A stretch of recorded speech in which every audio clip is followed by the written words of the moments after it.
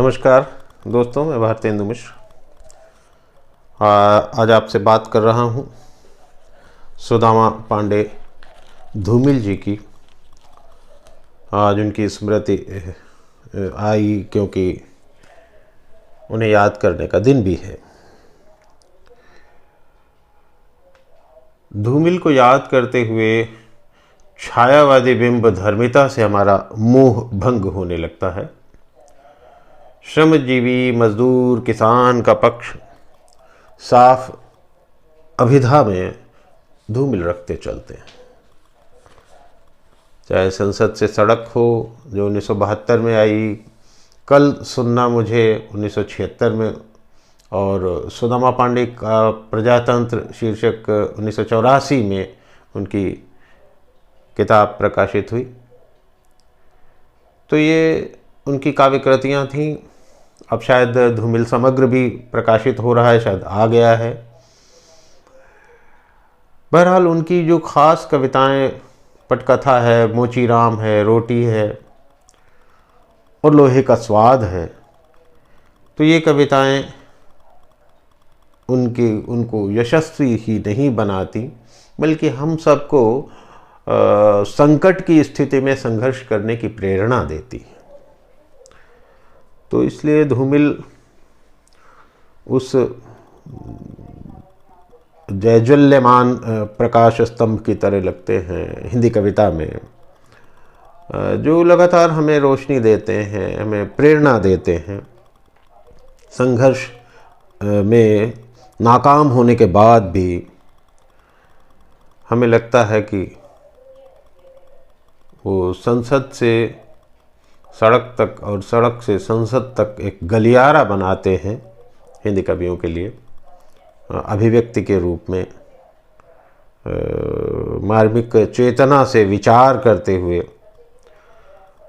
तो ये उनका बहुत बड़ा दाय, बहुत बड़ा उनका अवदान हिंदी कविता को रहा कि वो शोषण के खिलाफ संघर्ष करने वाले बड़े कवि हैं। और इसीलिए उनका जन्म तो 9 नवंबर 1936 को हुआ बनारस के एक गांव में, और निधन उनका 10 फरवरी 1975 में हो गया। माने बहुत कम समय के लिए वो हमें मिले और बहुत कुछ दे गए। ख़ास तौर से उनके इस साहित्य का मूल्यांकन करते हुए या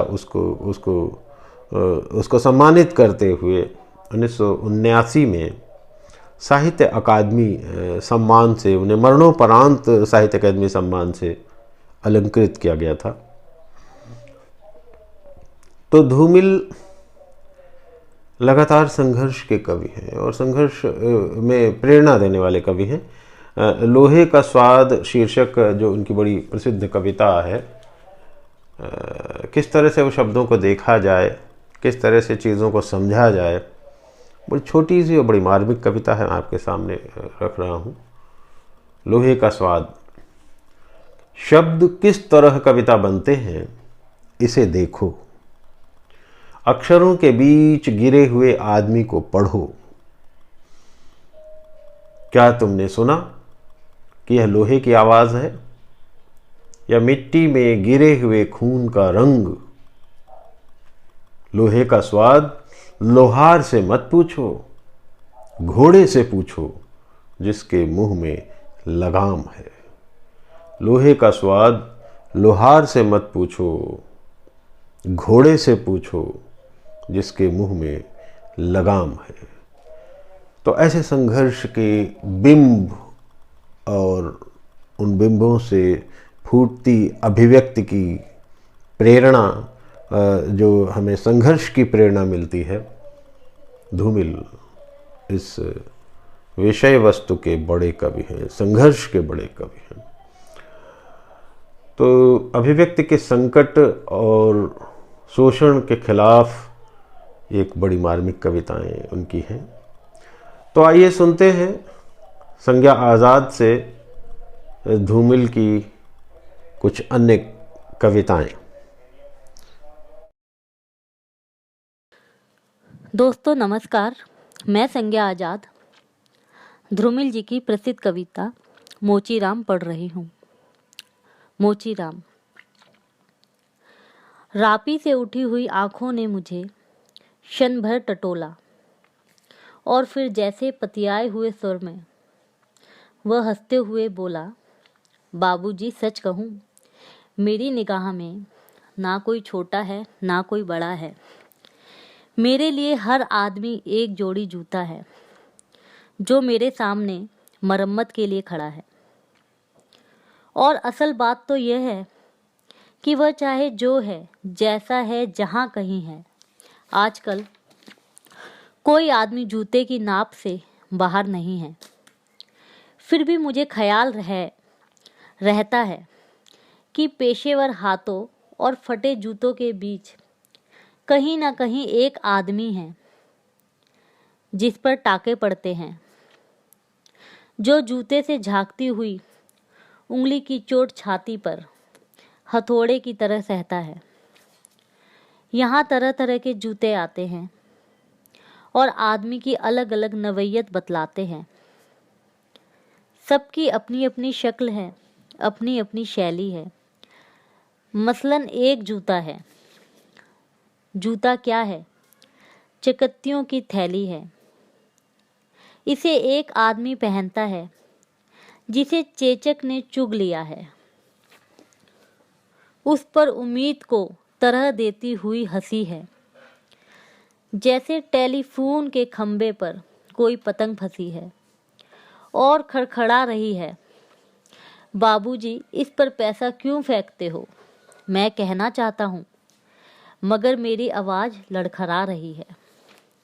मैं महसूस करता हूँ भीतर से एक आवाज़ आती है, कैसे आदमी हो, अपनी जाति पर थूकते हो?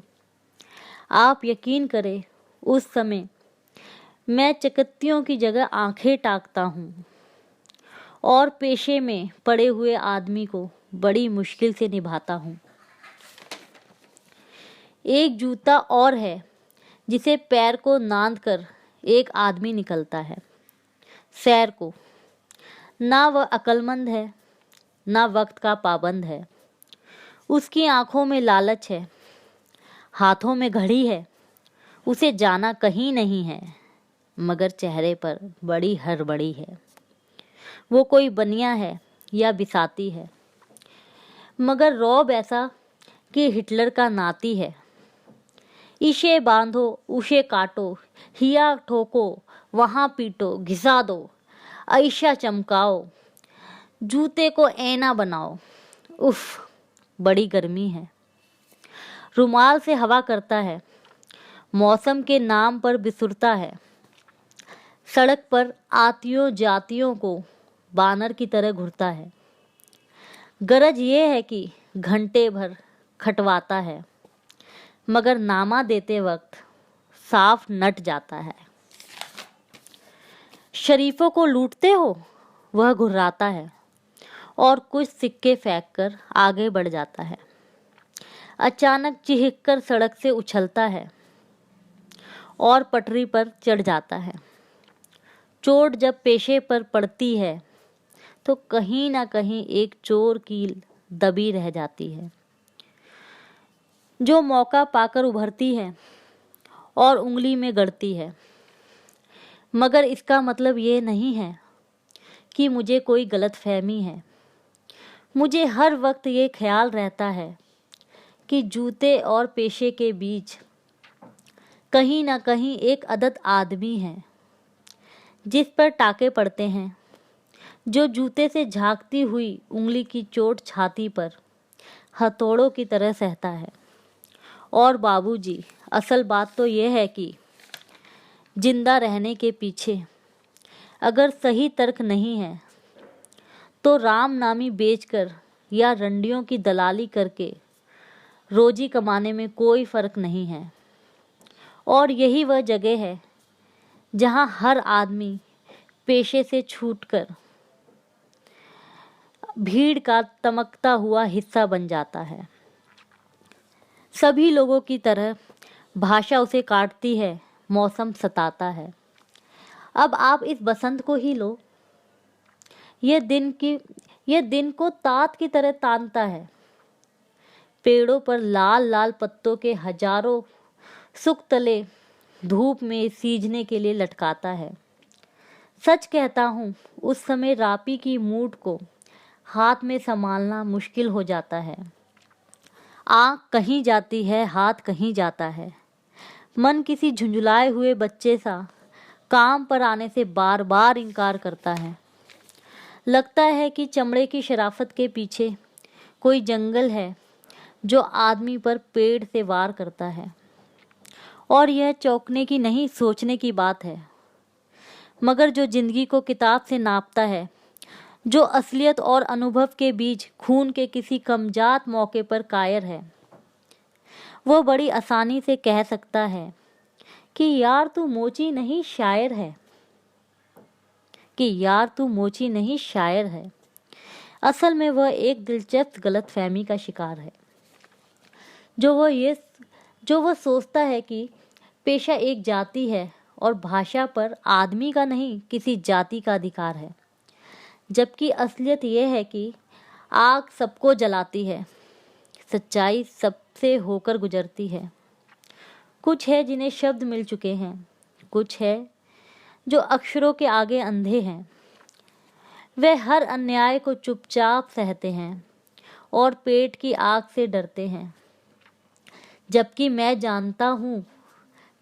जानता हूँ कि इनकार से भरी हुई एक चीख और एक समझदार चुप, दोनों का मतलब एक है।